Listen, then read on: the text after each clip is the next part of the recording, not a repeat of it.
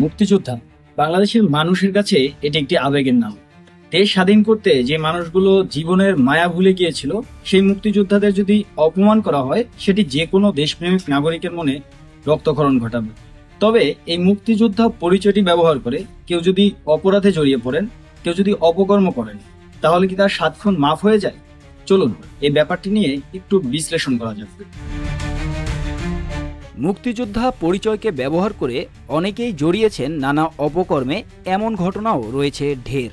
বিশেষ করে পতিত আওয়ামী লীগ সরকার আমলে মুক্তিযোদ্ধা পরিচয় ব্যবহার করে অনেককেই নানা অন্যায় সুযোগ নিতে দেখা যায়। বিপরীতে রাজাকার ট্যাগ দিয়ে অনেক নিরপরাধ মানুষকেও নির্যাতনের ঘটনা রয়েছে অহরহ।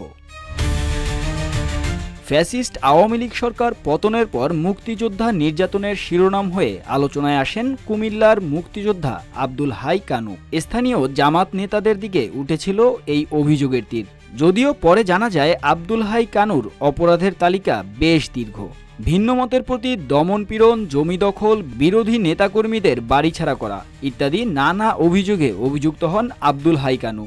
যদিও এসব অভিযোগের ভিত্তিতে আইনের সহায়তা না নিয়ে তার গলায় জুতার মালা পরানো ছিল একটি ফৌজদারি অপরাধ। সে অপরাধে জামায়াত নেতাকে বহিষ্কার এবং গ্রেফতারের ঘটনাও ঘটেছিল। কিন্তু মুক্তিযোদ্ধা আব্দুল হাই সে সময়ে বাংলাদেশ নিয়ে প্রোপাগান্ডা চালানো ভারতীয় চ্যানেল আর বাংলার সমালোচিত এবং মলম সাংবাদিক তকমা পাওয়া ময়ূক রঞ্জনের মুখোমুখি হয়ে মায়া কান্না কেঁদেছিলেন। ভারতীয় চ্যানেলে এক প্রকার নালিশ করতেও দেখা যায় তাকে।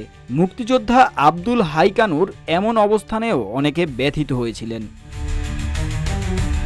দেশে আবারও আলোচনায় একজন মুক্তিযোদ্ধার গলায় জুতার মালা পরানো বিষয়টি। বিভিন্ন গণমাধ্যমে শিরোনাম হয় মুক্তিযোদ্ধার গলায় জুতার মালা। কিন্তু আসলে কি তাকে মুক্তিযোদ্ধা হওয়ার কারণে জুতার মালা পরানো হয়েছিল? ব্যাপারটি ঘাটতে গিয়ে জানা যায় মুক্তিযোদ্ধা হিসেবে পরিচিত ওই ব্যক্তি এক কিশোরীকে যৌন নিপীড়ন করতে গিয়ে ধরা পড়েন। দেশের বেশ কিছু গণমাধ্যম ব্যাপারটিকে প্রথমে মুক্তিযোদ্ধার গলায় জুতার মালা এভাবে শিরোনাম করে। পরবর্তীতে সেই শিরোনাম পাল্টে যায় সোশ্যাল মিডিয়াতে বেশ কিছু পোস্টের বদৌলতে। অর্থাৎ গণমাধ্যমের ভুল শুধরে দেয় নেটিজেনরা। শিরোনাম পাল্টে হয়ে যায় যৌন নিপীড়নের অভিযোগে মুক্তিযোদ্ধার গলায় জুতার মালা। অবশ্য কিছু গণমাধ্যমের এমন শিরোনামের প্রতিবাদে ভিন্ন আঙ্গিকে শিরোনাম করে এই খবরটিকে পরিবেশন করেন আরো কিছু গণমাধ্যম। দ্য ডিসেন্ট নামে একটি গণমাধ্যমে শিরোনাম করা হয় মুক্তিযোদ্ধার গলায় জুতার মালা পরালো মিডিয়া।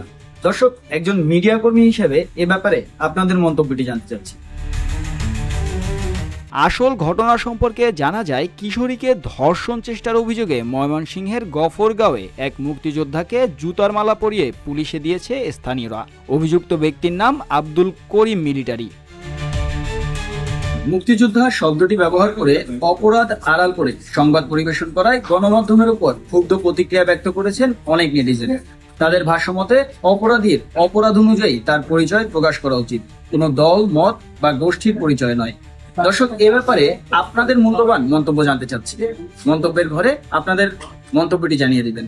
ধন্যবাদ রূপালী বাংলাদেশের সাথে যুক্ত থাকার জন্য।